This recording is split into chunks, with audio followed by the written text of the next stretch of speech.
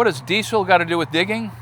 Well, usually I just think of the fuel for an excavator, but today I have to dig with a shovel, and I've been told that the old timers used to put diesel on their shovel to make their digging easier. Fair enough. It's one of the things we're going to try. So I'm going to show you, I don't know, maybe a dozen ways to make your digging easier. Everybody wants it to be easier. And when I say easier, what I really mean is, how do you break down the dirt that is 100% compacted? How do you deal with tree roots or rocks when you run into them down in a confined space and they just don't want to come out? Well, some of these things I've been doing for years. Some of these things have been told to me, and some have just popped into my daydreams of something that might be worth a try. So the project is to plant 3 star jasmine up against this trellis. I put the trellis in 11 years ago. Now we finally put the screen, the beautiful screen on here. It's June. Almost July. Black mud is going to be hard.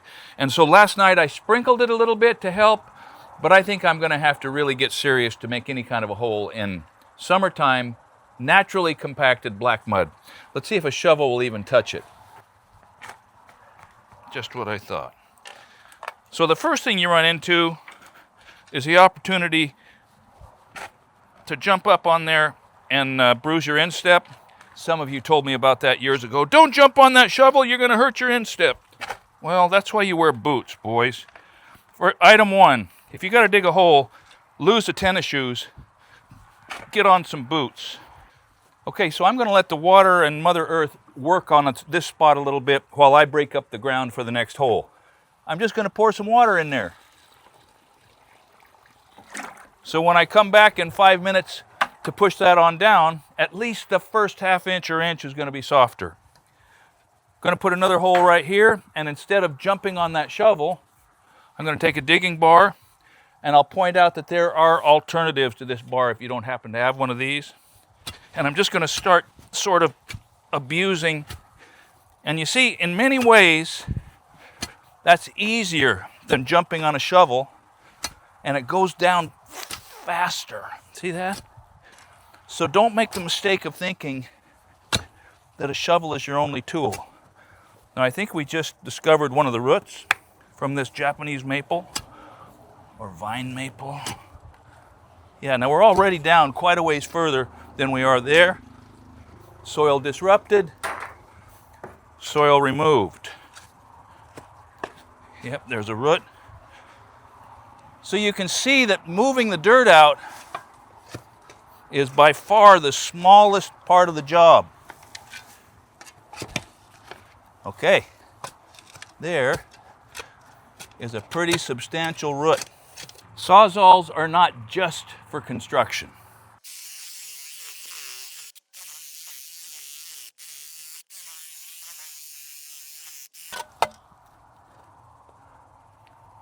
A sawzall is absolutely an indispensable digging tool. All right, so this digging bar, as you can see, works really good. But if you're more used to just swinging a hammer than the pile-driving dynamic of lifting and slamming into the ground, well, get a form setter, or I don't care, a 6-pound single jack, and a square concrete stake. I don't care.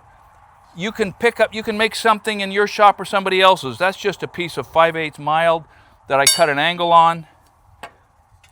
This is a piece of a bed frame. That's a super light angle iron. Let's see if that will work, if it's all you've got, with some kind of a hammer for disrupting a hole. So this thing is starting to bend a little bit already. It was never meant for this, but if it's all you've got, you can use it. This probably is a better choice, not as likely to bend. Just as likely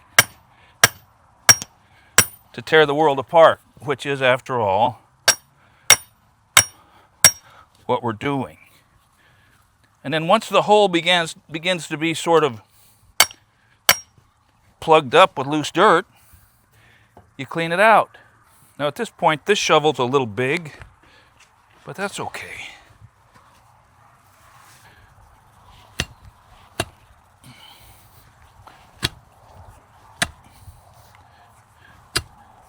So the beauty of chopping that off with a bar is you can chop through it and then pry it up. Let's go to the other side of the hole and see if we can find it.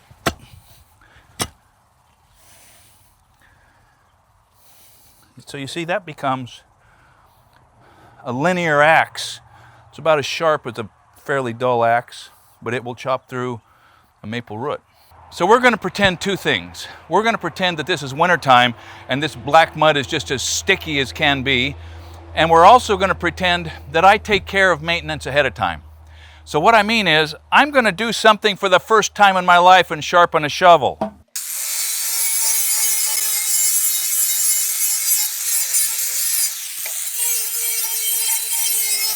Now, if you live in rattlesnake country, or if you're in Australia, your shovels are probably already sharp because they've got to chop the heads off the snakes once in a while. But around here, it never crossed my mind. Here's the next deal. If this was wintertime and we were down 3 feet deep in black mud, it would be nice if the diesel kept the mud from sticking to the shovel. Well, just like every other tool I've got, sharper doesn't hurt. Look at that, right through the root.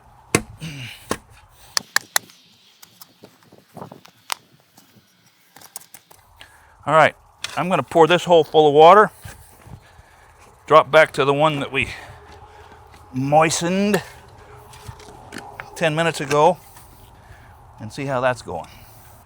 So I don't have a conclusion on diesel, but my instinct is it's fairly worthless in the summer and fairly valuable in the winter if you're in a clay soil area. All right, so now we're going to swing squarely over into the realm of the silly solutions, maybe. As I was thinking about how else would I make a hole easier to dig, I thought, well, a drill could disrupt compaction.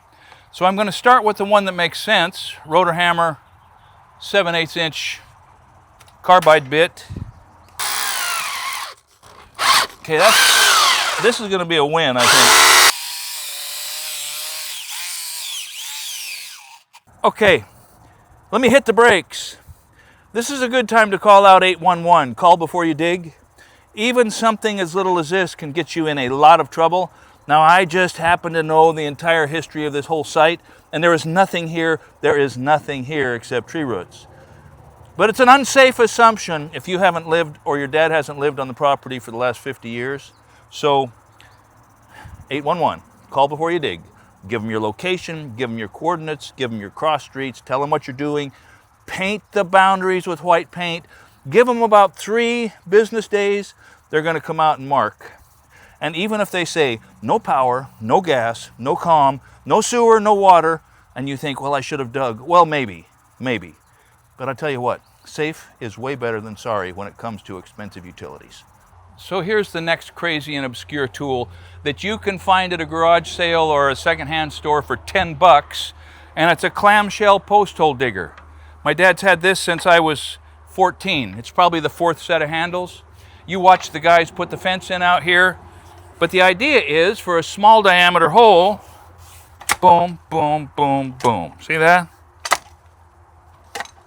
Now it's kind of a learned action, kind of awkward when you start, and they're stymied by a root just like anything else, but they simultaneously break loose the edges of the hole and pick up the loose dirt off the bottom.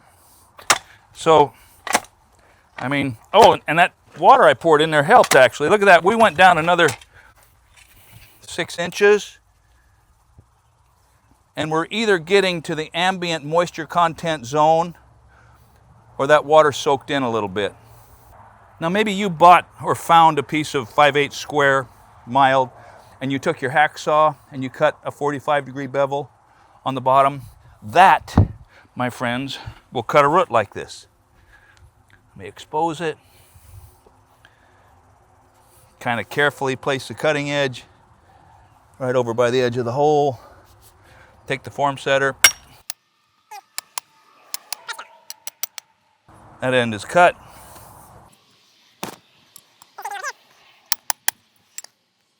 So you don't have to get terribly physical if you just rig up a couple little tools. So whether it's rocks or bricks from a previous build on your site. I mean, it is an archaeological site after all. This just illustrates why if I would have come here today with just a big old shovel, I would already be spent.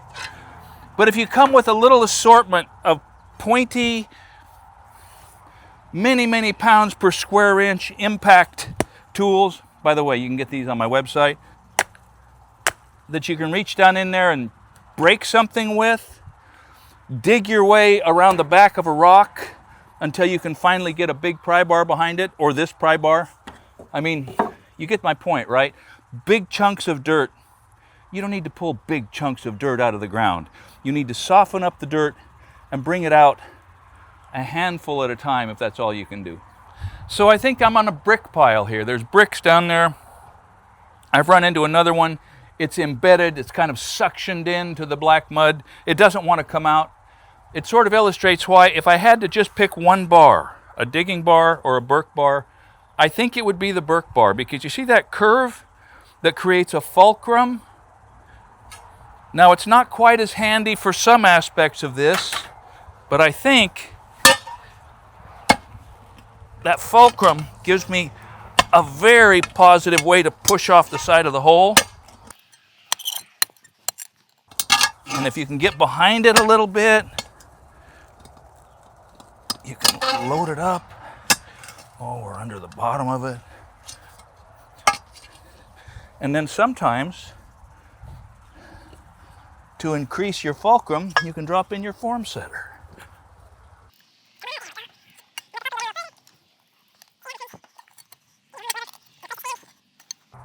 Illustrating that if you give me a long enough lever and a place to stand and the ability to create a fulcrum,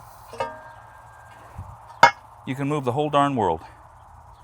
Now, if you're working in clay and you pull out some kind of a bone like that, don't get rid of it yet, because sometimes the clay will stick to your tool and you can use that brick or rock as a little bit of an anvil if you're using a clamshell post hole digger.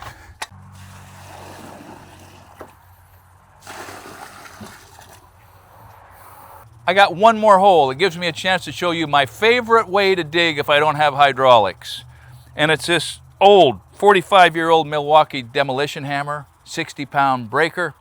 When I get this hole dug with this little Cadillac, I'm going to show you the last trick of the video, the speed shovel trick. We included it in an earlier video. It is a way to move a lot of dirt without a lot of pain. But first, this is hard to beat.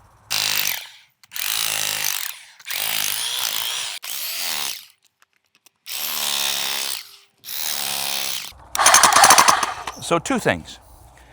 You can buy these on eBay, we just checked, for anywhere from, $500 to $1,000. There's one on there now, a newer version of this very thing for $800. So clearly this is useless if you're only going to dig 3 holes. Maybe even if you're only going to dig 30. But if you're a contractor, a young contractor that has to do demolition or dig a serious amount of dirt, sometimes this will get a lot of work done without calling an excavator, especially if you've got a young man who's strong and capable and likes to work. Man, he can move the world. And then there's one other thing. See, that's not a point or a chisel. That's a little spade. And what that does is it enables you to dig a smooth vertical wall. Think, a pole barn.